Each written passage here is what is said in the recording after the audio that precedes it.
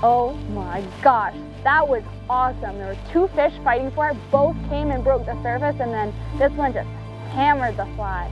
Ready and go. Oh wow. Nice. That is absolutely wicked.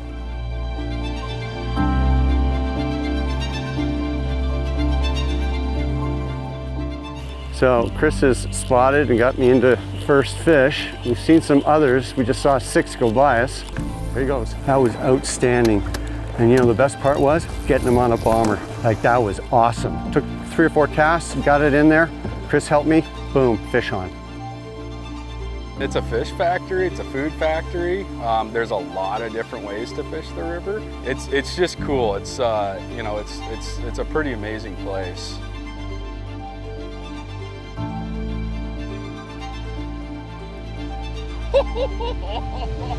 How do you like that 22-inch brown trout on a pheasant tail waiting in Montana? Nice. All right, so we're hooked up here to a nice big brown trout. Browns are not the dominant species in the Bighorn, but you do have a shot at catching them. And when you do get them, they're generally pretty big, and this one looks fantastic. Yeah! Woo! How do you like that? What a fantastically large, aggressive, wild brown.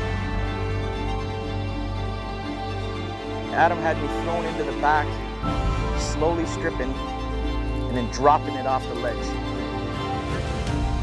We saw the fish roll up in behind it, we slowed down the presentation and smash.